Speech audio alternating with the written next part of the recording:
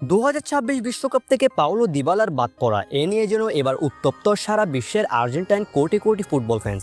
দর্শক, একটাই নাম, যে নামটা আর্জেন্টিনার কোটি ভক্তের হৃদয়ে আলাদা জায়গা করে নিয়েছে। এবার সেই পাওলো দিবালার জন্য লড়াইয়ে নামছে আর্জেন্টাইন ভক্তরা। শেষ পর্যন্ত কি লিওনেল স্কালোনির সুযোগ দিবেন তাকে বিশ্বকাপে, তা নিয়েই বিস্তারিত আলোচনা করব আজকের ভিডিওতে।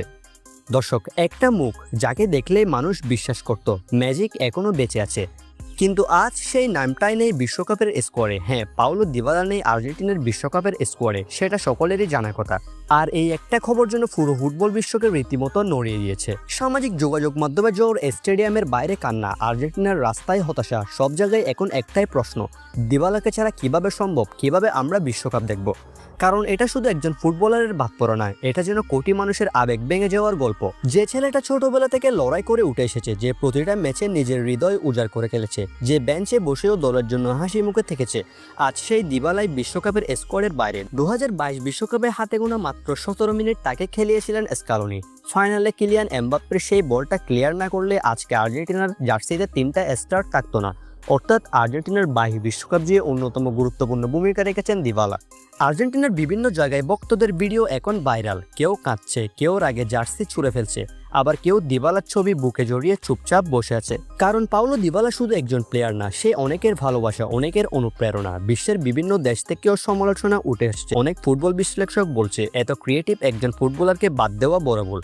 দর্শক, আমরা যদি পাওলো দিবালার সাম্প্রতিক পারফরমেন্স লক্ষ্য করি, তাহলে দিবালা কিন্তু মোটামুটি বেশ ভালো ফর্মেই আছে রোমার হয়ে। কেউ কেউ বলছে বড় ম্যাচে পাওলো দিবালার ম্যাজিকই পার্থক্য গড়ে দিতে পারত। আর ভক্তরা তারা তো এটা মেনে নিতে পারছে না যে পাওলো দিবালা স্কোয়াডে নেই। কারণ তারা জানে লিওনেল মেসির পর আর্জেন্টিনার সবচেয়ে আবেগঘন নামগুলোর একটি হলো দিবালা। যখনই মাঠে নামতো তার বাম পায়ের এক টাচেই বদলে যেত ম্যাচের রং। আর সেই সিগনেচার মাস সেলিব্রেশন, তার গোলের পর সেই উন্মাদনা, সবকিছু যেন আজ স্মৃতিতে পরিণত হচ্ছে। দিবালা শেষবার আর্জেন্টিনার জার্সিতে মাঠে নেমেছিল প্রীতি ম্যাচে চিলির বিপক্ষে।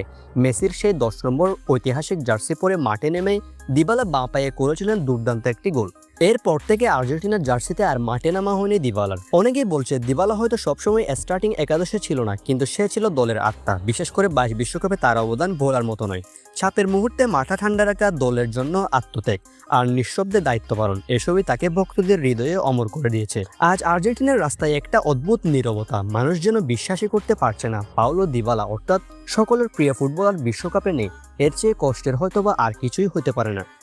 ফুটবলে ট্রফি থাকে, গৌরব থাকে, কিন্তু কিছু খেলোয়াড় থাকে যারা ট্রফির চেয়েও বড় হয়ে যায় মানুষের হৃদয়ে। পাওলো দিবালা ঠিক এমনই একজন ফুটবলার। জুভেন্টাসে যখন পাওলো দিবালা ম্যাজিক দেখাচ্ছিলেন, তখন পুরো ফুটবল বিশ্ব তো ধরেই নিয়েছিল এই ছেলেটা একদিন ফুটবল শাসন করবে।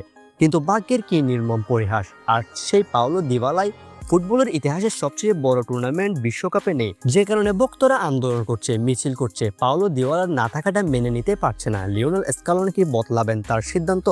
আর মাত্র 2-3 দিনের মধ্যে মূল স্কোয়াড ঘোষণা করবেন স্কালোনি। এখন দেখার বিষয় যে পাওলো দিবালা তার মূল স্কোয়াডে থাকেন কিনা। দর্শক, আপনি কি পাওলো দিবালাকে স্কোয়াডে দেখতে চান? আর দিবালা নিয়ে আপনার মতামতটি অবশ্যই আমাদের কমেন্টে জানিয়ে দিবেন। আর আর্জেন্টিনা রিলেটেড সকল খবরাখবর পেতে অবশ্যই চ্যানেলটি সাবস্ক্রাইব করবেন। ধন্যবাদ।